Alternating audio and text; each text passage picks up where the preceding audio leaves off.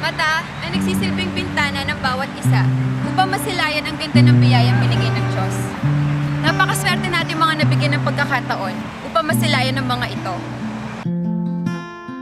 Paano tinanggap at hinarap ang buhay ng mga tao minsan na nabigyan ng pagkakataon upang makakita? Bakit ka nabulag? O ang mga taong ni minsan ay hindi man lang nabigyan ng panahon upang masilayan ang mundong kanilang ginagalawan. Ating tunghayan ang kanilang buhay na magbibigay inspirasyon sa ating lahat.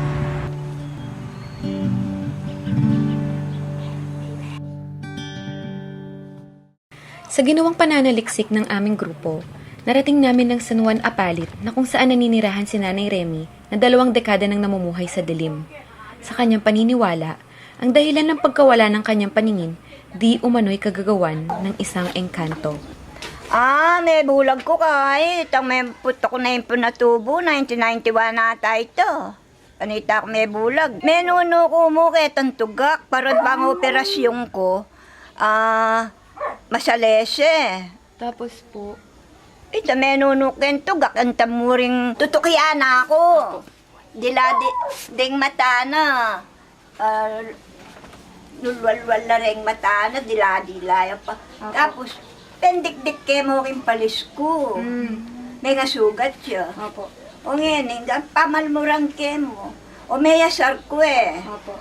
O, andat mong kimot ko, kakanya na, tutukya na ako. Tapos, ang kainga pateke, no tseke kingilog, kaya nakamulok, nga ako pa mo. Opo. Aro, winning ngayon, narugoyin parus ako yan. Nabubulag ang isang taong possible kung ang glaucoma ay nag-worse ang glaucoma ng pasyente. May mga ibang pasyente na darating sila dito, amblyopia na o glaucoma na, so napabayaan. Dakal ng albularyo, dakal na doktor, dakal na segan-agan ng doktor, ang mga espesyalista, lepitang ko na lanan talaga. Wala na ko pong aya ninag. Ay, subok na yun ang panulusikan mga yan, alalargo. Na po nga kakitsukan yan. Puro mong matuling na. Matuling, alang aliwa, puros matuling yan. Hindi naging hadlang kay Nanay Remy ang naging kapansanan para maging pabigat sa kanyang pamilya. Pilit siyang namumuhay ng normal at puno ng pag-asa sa buhay. Sa edad na halos 80 taong gulang, nagagawa pa rin niyang suportahan ang kanyang sarili. Kaya pa rin niyang gampanan ang mga gawaing bahay kahit na walang katuwang. Kitang-kita sa mga galaw ni Nanay Remy ang hirap na dulot sa kanya nang di inaasahang pagkabulag. Ganun pa man, nawala man ang kanyang paningin, di pa rin nawala sa kanya ang pagmamahal ng isang ina sa mga anak niya. Ikuha ko sa ngawar. Mag-graduate nung malakas kanini, walang natinong. Sa bawat ngiti at tawa na aming nakita kay Nanay Remy, masasabi pa rin na puno ng kulay ang kanyang buhay. Kahit ng inaasam na liwanag, ay malabo nang makita.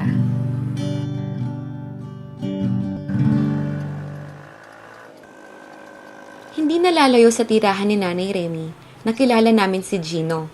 Sa unang tingin kay Gino, aakalain mong siya ay 12 taong gulang lamang. Laking gulat ng mapag-alaman ng aming grupo na sa kabila ng kanyang batang anyo, ay nagkukubli ang binatang 23 taong gulang na. So, ilang taon ka nang bulag? 15 years na. Bakit ka nabulag? Nagkasakit yung ulo, tapos naapektuhan ng mga ugat ng mga mata ko. Depende kung anong klaseng muscles ang natamaan sa pasyente. Meron kasi mga muscles ng mata na kung lahat ay naapektuhan, probably wala na siyang, that's a serious problem. May pag-asa pa na makakakita ka ulit. Wala na. Talagang ikiyak ko si Kujang Pit, mga drama din. Masakit. Sama ganahan din ka rin mga paggalang niya. Ano yung kailang mo, nantinggap mo na ulimping ala na kaya nagawa. At least yun, may surviving niya rin tayo na. Kaya sakit na. Kaya demya pang ganyan. Kahit na sabihin natin na hindi ka na nakakakita, ano yung pangarap? Kahit imposible pa man yan. Gusto ko pa makakita. Makikita sa mga mata ni Gino ang buong pusong paghahangad na muling masulyapan at masilayan ang mga taong nagbibigay inspirasyon sa kanya at ang mundong minsan nang napuno ng kulay sa kanyang mga mata. Tinungo namin ang Angeles Elementary School, isang eskwelahan na bukas ang pananaw upang matulungang makapag-aral ang mga batang pinagkaitang makita ang mga letra at bilang na sana'y tutulong sa kanila upang mas mapadali ang kanilang pag-aaral. The old adage sabi na, don't give them a fish, but teach them how to fish. Si Teacher Joanne ay isang butihing guro na gumagabay at nagsisilbing mata ng mga bata sa kanilang pag-aaral. Bilang pangalawang ina, tinuturuan din niya mga bata na magkaroon ng takot sa Diyos. So as of now, 9 sila. Naka-enroll talaga sila. No? Last year, lang sila 6. Pero ngayon, 9 na. Kasi dumami na nga yung mga organization na nag-advocate sa mga programs na ganito. Try ko ngayon yung tinatawag nilang Diyos. Sabi nila, maririnig mo daw kung ano yung tinatype mo or kung ano yung ginagawa mo sa computer. Ang talking computer, pang-braille sa papel, at ang iba pang gamit na tumutulong sa mga batang ito upang maabot ang kanilang pangarap. Luma man at may kakulangan sa gamit ang kanilang paaralan, hindi pa rin nawawala ng pag-asa at hindi hadlang ang kanilang kapansanan sa kanilang pag-aaral. Kaya nga, nagre-request kami sa government ng mga, lalo yung mga instructional materials. Kasi, paano sila matututo kung wala silang instructional materials? Kapansin-pansin na hindi pa sapat ang kagamitan upang matugunan ang pangangailangan ng mga bata. Pero materials, ang ginawa namin, nag-improvise na lang kami. Inaisipan ni Teacher Joanne na gumamit ng mga improvisasyon sa kanyang pagtuturo. Para alam po nila yung shape. Shapes, tsaka yung counting. Yan, improvise sila. Pwede rin yung mga ganyan. Yung nga lang, medyo may kamahalan kasi yung mga beads, yung mga buttons. Nakatutuwang pagmasdan na nagawa ng mga mumunting kamay nila ang mga magagandang bagay na ito. Sapat na ang kanilang mga kamay upang makalikha. Isang malaking oportunidad para sa mga batang visually impaired ang programa ng pamahalaan na Special Education Center o SPED Center. Nabibigyan ng pagkakataon ng mga batang ito upang ipakita na sa kabila ng kanilang kalagayan ay unti-unti nilang tinutupad ang kanilang mga pangarap.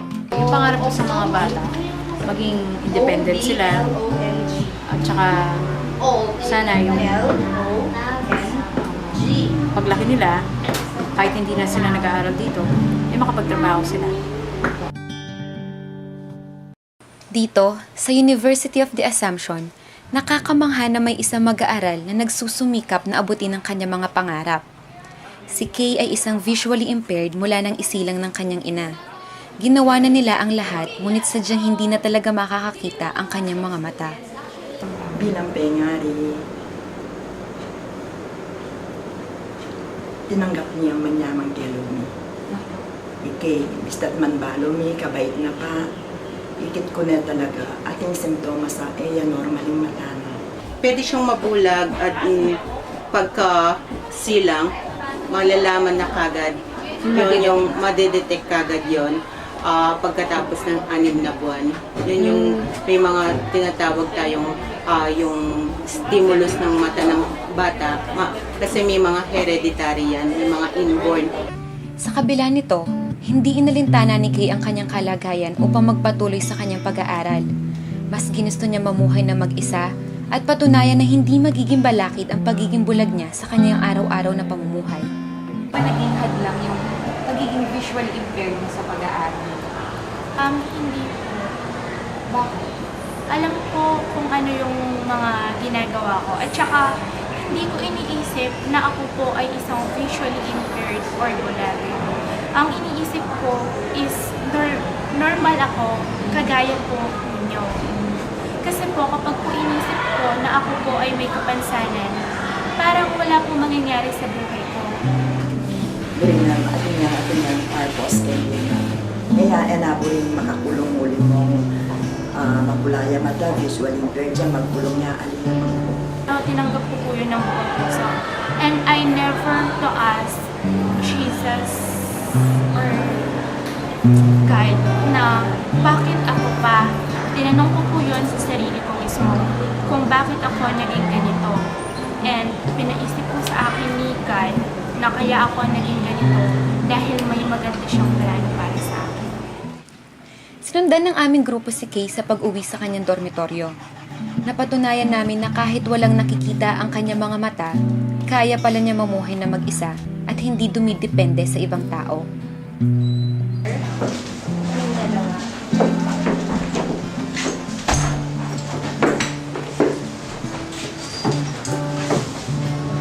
Pinakita sa amin ni Kay ang kanyang mga kagamitan tulad ng cellphone, SMS Mariah Cell 1 day. A blind little Yan, a girl. blind little girl. talking clock, Ito po yung ano ko, ate. Ito po yung talking clock ko. Nalalaman ko po kung ano ng oras. Pamamagitan ko nito. voice recorder, Ito naman po yung recorder ko. Ito po yung mga lessons na dinidiscuss po ng mga teachers namin at kapag pagdating po dito sa bahay, ibibril ko po para po makukompleto po yung notes ko. at ang kanyang cane. Ito pong kin na to, simbolo na ako ay isang visually impaired o person with disability. Kapag po ginagamit ko ate itong kin na to, marami pong tumutulong sa akin. Slate at stylus. Ito ang kaagapay niya sa kanyang pag-aaral. Sa aming pagkukwentuhan, tinuruan niya kami kung paano ito gamitin. Ang tawag po sa mga butas na yan is cells. Sa mga dots po na yan, sa 6 na dots na yan, may mga ano po, bilang. Ito power side din na secret cheater. Kasi katikunan din na secret siya, kaya talagang secret siya. Ano yung pangarap mo sa buhay? Ang pangarap ko po sa buhay ay makatulong sa mga visually impaired na kagaya ko. At saka po sa mga persons with disability na mas nangangailangan ng tulong. Siguro po, kaya pamaglog na Kitty, pamag-aral na. Despite of her disability, bakit wala na pong mag-aral at dyan pong masakit. Malalampasan ko rin to. Malalampasan ko rin to. Kaya ko ito. Makakatapos ako. Yun po ang nagbibigay ng inspiration sa akin para makapag-move on po ako. Ang dokumentaryong ito ay isang pagsaludo sa mga taong patuloy na kumakapa sa landas na kanilang tinatahak. Naway ang bawat kwento ay magsilbing inspirasyon sa ating lahat na sa kabila ng mga pagsubok sa ating buhay ay mayroon pa ring liwanag na siya naghihintay upang ating masilayan. Ako po si Joy Camille Paulen para sa dokumentaryo Kapa.